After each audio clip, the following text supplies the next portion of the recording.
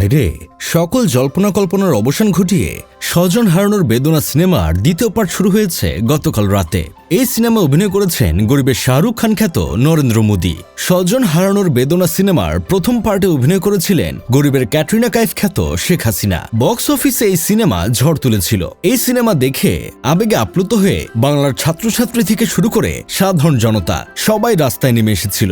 পুরস্কার স্বরূপ অভিনেত্রী শেখ হাসিনাকে ছাত্র জনতার হাতে অস্কার ধরিয়ে দিয়ে ভারত পাঠিয়ে দিয়েছিল। তাদের দাবি ছিল, এত বড় মাপের একজন অভিনেত্রী শুধু ঢালিউডে অভিনয় করলে জাতির জন্য সেটা লজ্জার কারণ হবে, উনাকে বলিউডে অভিনয় করতে দিতে হবে। তাই জাতি তাকে হেলিকপ্টার দিয়ে ভারত পাঠিয়ে দিয়েছিল বলিউড কিং নরেন্দ্র মোদীর কাছে।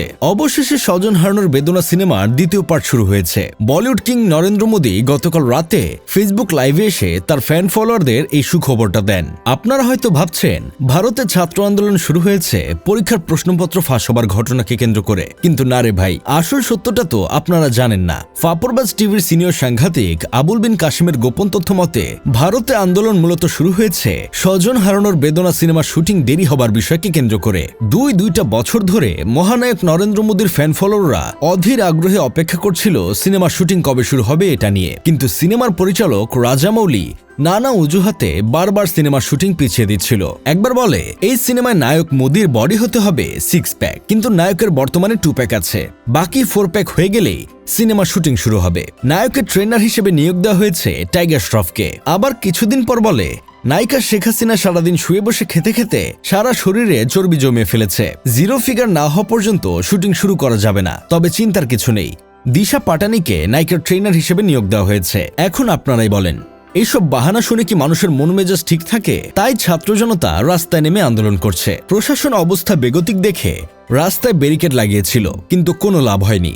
ভারতের জেনজিরা ব্যারিকেডকে খেলনা বানিয়ে রাস্তায় খেলতে থাকে। আন্দোলন থামাতে পুলিশ ওয়াটার চালিয়েছিল, কিন্তু তাতেও লাভ হলো না। পোলাপান জামা কাপড় খুলে সেই পানিতে নাচানাচি শুরু করে দিছে। নাচানাচি যেন আরো জমে ক্ষীর হয়, সেজন্য পোলাপান পুলিশের কাছে দাবি করেছে কয়েকটা গ্যাস দেওয়ার জন্য। অবস্থা খারাপ দেখে প্রশাসন গেট লাগিয়ে দিয়েছিল, কিন্তু তাতেও লাভ হলো না। মোদিজির দুষ্টু ফ্যান ফলোয়ার গুলো সেই গেটও খুলে নিয়ে গেছে। ধৈর্যের বাঁধ যখন ভেঙে যায় তখন প্রশাসনের নির্দেশে পুলিশ গিয়েছিল পোলাপানের উপর চাষ করতে, কিন্তু তাতেও লাভ হলো না। যখনই পুলিশ চাষ করতে পোলাপানের কাছে যায়, পোলাপান তখন সবাই একসাথে দাঁড়িয়ে জাতীয় সঙ্গীত গাইতে থাকে। পুলিশ তখন নিরুপায় হয়ে তাদের সাথে নিজেরাও জাতীয় সঙ্গীত গায়। এইসব দেখে আমার বন্ধু কেরামত বলতেছে, দিল্লির অবস্থাটা খুব একটা ভালো না। কোনো কারণে যদি নায়ক নরেন্দ্র মোদী রাগ করে দেশ ছেড়ে চলে যায়, তাহলে আমাদের নায়িকার কি হবে? সে তখন কোথায় যাবে? সেও কি নায়কের সাথে চলে যাবে, নাকি বাংলাদেশে ফিরে এসে গরিবের ইমরান হাশমি খ্যাত নায়ক গাজী নজরুল ইসলামের সাথে আশিক বানায় গানের সেকেন্ড পার্টির শুটিং শুরু করবে মগবাজারের কোনো হোটেলে? যাই হোক, শেষমেশ আমি গোলাম হোসেন একটা কাজের কথা কই, গাধা পানি খায়, কিন্তু পানি খাওয়ার আগে সে পানি ঘোলা করে। তেমনি মোদিজি বুঝতে পেরেছে, কিন্তু বুঝার আগে একটু নাটক করে পরিস্থিতি ঘোলাটে করেছে।